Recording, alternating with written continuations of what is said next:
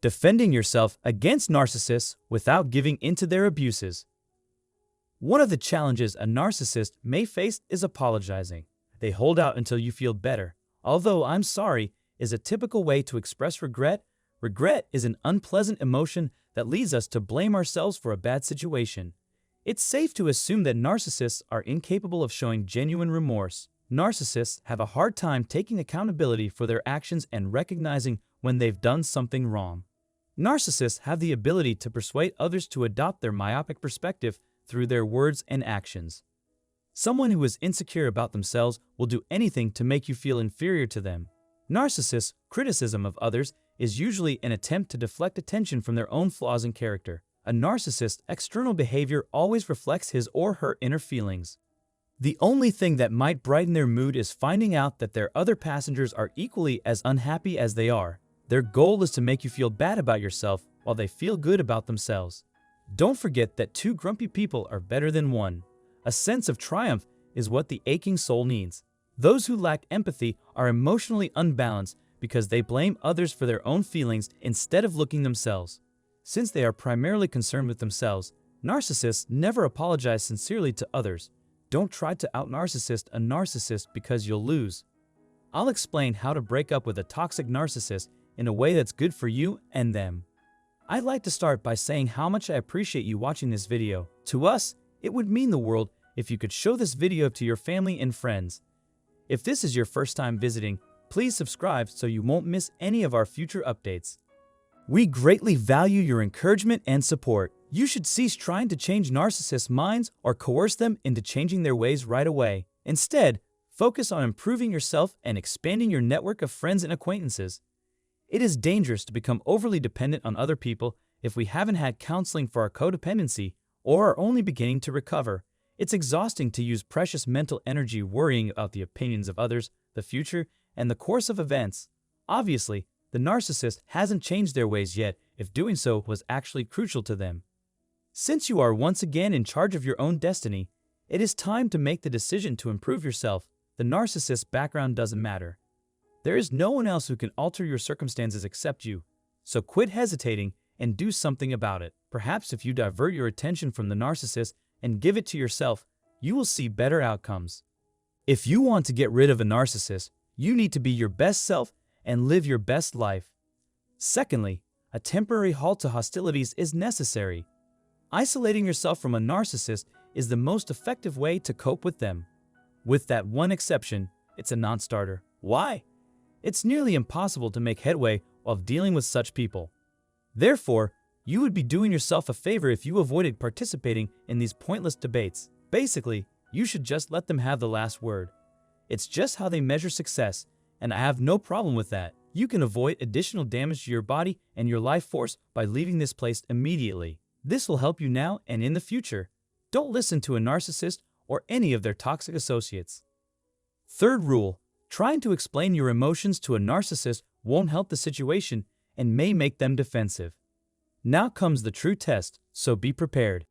Since the narcissist has no interest in you, you should go. They have no time for you since they are too wrapped up in their own problems. It's a brutal truth, yet the declaration still holds. Take the necessary steps to maintain your health. You should never count on a narcissist to provide for your needs. Since it is implausible to expect other people to supply all of your needs, you must assume them immediately. You'll realize that you never actually needed the narcissist and that you've been missing out on life without them. In order to meet supportive, positive people, you need to approach the search in an intelligent manner. Understanding that you may go on and form new, healthy adult relationships is the first step in recovering from codependency. Because of your hard work, you deserve this honor. Fourth, train your mind and body for self-defense. To avoid being manipulated by a narcissist, you need the emotional intelligence and spiritual strength to keep your emotions and beliefs in check. You can prevent a passerby from coming over and randomly pressing buttons. Taking extraordinary care of oneself is essential if you wish to fight a narcissist with dignity and poise. If you don't incorporate them into your routine on a consistent basis, you won't experience the full benefits. Narcissists' self-assurance and impeccable style can be intimidating if we aren't used to looking for ourselves. It's hardly surprising that we're having problems given how long we've been made the scapegoat in this circumstance.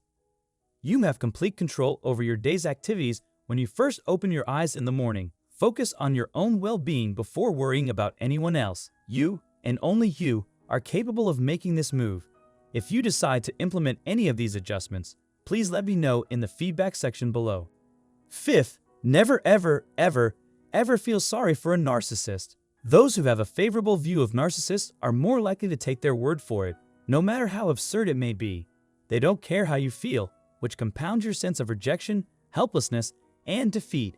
Even if an empath doesn't experience the same emotions or vibrational frequencies as those around them, they may still be affected by them.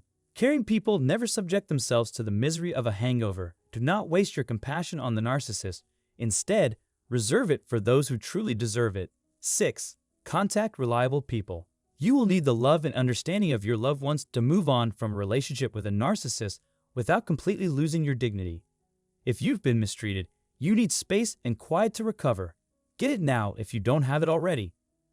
Seek out reliable people if you feel the urge to unload your concerns to someone else.